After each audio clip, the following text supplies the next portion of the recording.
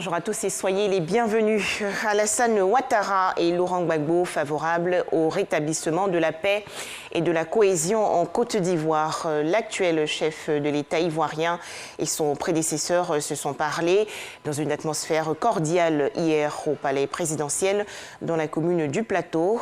Il s'agissait de leur première rencontre depuis leur duel à l'élection de 2010. Toujours en Côte d'Ivoire, fin hier des travaux du 9e traité d'amitié et de coopération ivoiro-burkinabé. Le président de la République, Alassane Ouattara, a reçu en audience le Premier ministre burkinabé, Christophe Dabiré. C'était au palais présidentiel dans la commune du Plateau. Les précisions dans ce reportage de Viviane Haïma.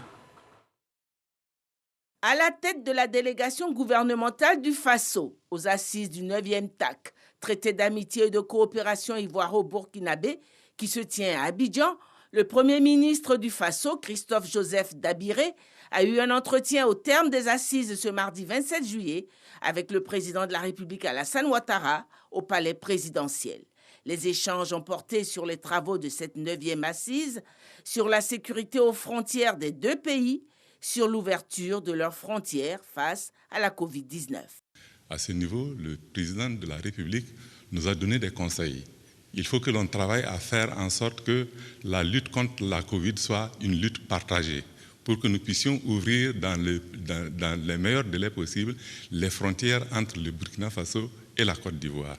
Parce que la libre circulation est un élément fondamental du renforcement du développement dans nos différents pays. Il a également indiqué que la lutte contre la Covid-19 doit être associée intimement à la lutte contre le terrorisme. Parce qu'il faut que l'on s'organise pour que ces deux luttes-là soient une lutte commune, de manière à ce que la traversée des frontières soit sécurisée tant du point de vue sanitaire, mais également du point de vue de la sécurité des personnes et des biens. C'est ainsi que nous allons rétablir la stabilité dans nos États, c'est ainsi qu'on va rétablir la paix et la sécurité de manière à ce que le développement puisse repartir. Participaient à cette audience le Premier ministre ivoirien Patrick Hachi et le ministre ivoirien de la Défense Téné Birahima Ouattara. À noter aussi que des journées culturelles ivoiro-burkinabé ont été également organisées en marge de la rencontre au sommet du 9e traité d'amitié et de coopération Côte d'Ivoire-Burkina Faso. Nous en parlerons largement dans le journal de 13h. En images, l'actualité hors de chez nous. Tout d'abord, le Mali, où des partis politiques ont appelé hier à une transition réussie.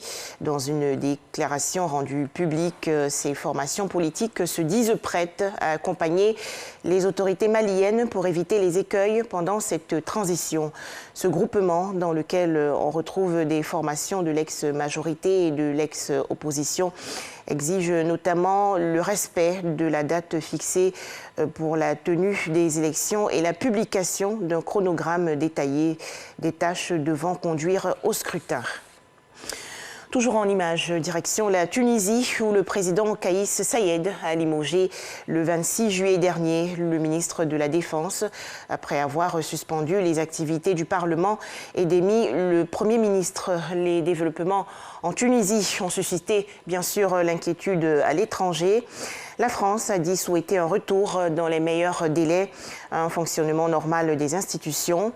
Les États-Unis, eux, se disent préoccupés et appellent au respect des principes démocratiques. Enfin, à Madagascar, de nouvelles interpellations dans l'affaire des deux Français suspectés d'avoir voulu monter un coup d'État contre le président Andry Rajoelina, arrêté le 20 juillet dernier pour atteinte à la sûreté de l'État. Ces ressortissants français sont actuellement toujours entendus par la brigade criminelle malgache. Ils ont été rejoints depuis par d'autres personnes.